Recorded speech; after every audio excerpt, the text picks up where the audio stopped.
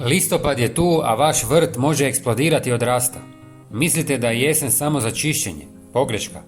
Danas vam otkrivam 5 biljaka koje sadite u listopadu za rekordni urod. Jeste spremni?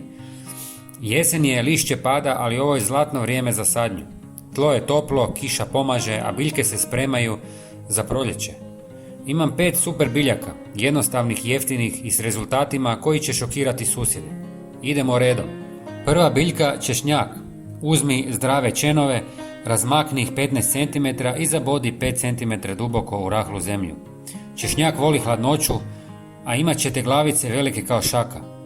Dodaj kompost za turbo rast, trik koji 99% ljudi zaboravi. Sljedeća zvijezda je luk. Sadite sadne lukovice 10 cm duboko, u redove. Listopad je savršen jer luk mrzi vrućinu. Želite ogromne lukovice? Pomiješaj zemlju s pepelom, prirodni booster. Vaš vrt će biti kraljevski. Sada zelenilo.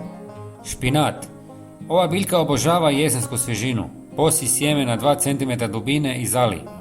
Za par tjedana imat ćete listove pune vitamina. Trik. Posadi uz češnjak. Štite jedan drugog. Zar to nije pametno? Četvrta biljka je zelena salata. Sadite sadnice ili sjeme sorte poput Winter Jam i razmak 20 cm. Malo zalijevanja, imat ćete salatu za zimu. Pokri suhim lišćem za zaštitu. Ovo je tajna profesionalaca. Posljedna, ali moćna. Kelj. Posi sjeme ili sadnice na 2 cm dubine. Kelj raste čak i na hladnoći, a listovi su super hrana.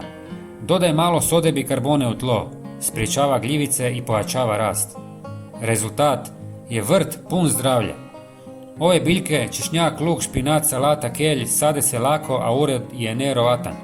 Tlo drži vlagu, pa sadnice brzo krenu. Još jedan trik, zali tlo s malo razrijeđenog octa prije sadnje. Biljke to vole. Probajte i vrt će eksplodirati. Vrtlari, ovo je vaš trenutak, listopad je prilika za rekordni urod. Posadite ovo danas i gledajte kako susjedi ostaju bez riječi. Napišite u komentarima što ćete saditi. Lajkajte, pretplatite se i podijelite. Neka svijet zna. Vidimo se u sljedećem videu. Pozdrav!